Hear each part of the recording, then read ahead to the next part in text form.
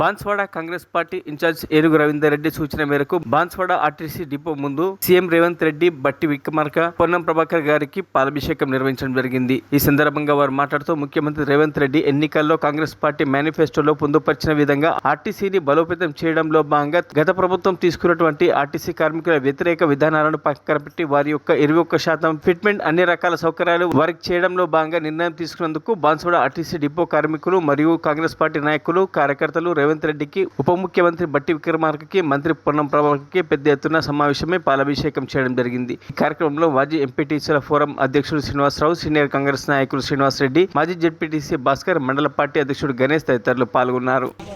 ఈరోజు ఆర్టీసీ కార్మికులకు 21% ఫిట్మెంట్ ఇచ్చి గత ప్రభుత్వంలో కేసీఆర్ గారి నాయకత్వంలో ఆర్టీసీని ప్రైవేట్ పరం చేద్దాం, పూర్తి స్థాయిలో నిర్వీర్యం చేద్దాం అనేటువంటి నిర్ణయాలను పక్కకు పెట్టి ఇవాళ ఆర్టీసీని బలోపేతం చేసి ముఖ్యంగా ఈ ఫిట్మెంట్తో పాటు ఏదైతే మహిళలకి ఆర్టీసీ ప్రయాణం ఉచితంగా ఇస్తామన్నటువంటి వాగ్దానాన్ని నిలబెట్టి మరి ఆర్టీసీ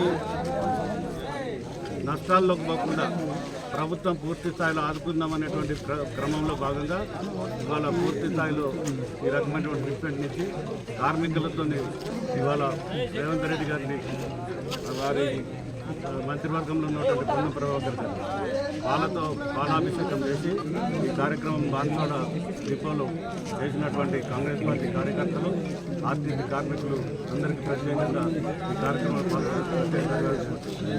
జై కాంగ్రెస్. నేను ఈ 10 సంవత్సరంలో ఏ బాధలు పడినా, మా కార్మికులు ఎంత బాధపడినా పోయిన గవర్నమెంట్లో అది అనుకోరాదు.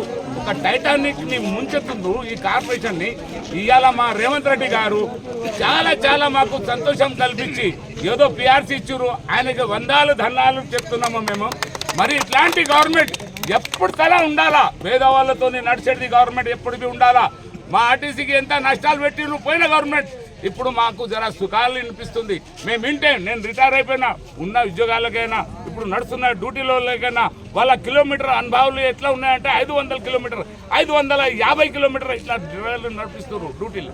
అయినా ఈ బాధలు తట్టుకుంటా ఇప్పటి వరకు నడిచిరు.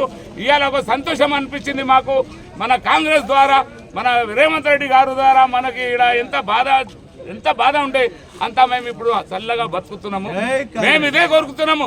మాతోనే కాదు, ఈ కాంగ్రెస్ పార్టీ 10 పేద వాళ్ళకి సాయం చేసేది పార్టీ కాంగ్రెస్ పార్టీ అని జిందాబాద్ అంటాం. రేవంత్ రెడ్డి గారిని ధన్యవాదాలు చెప్పుకుంటా.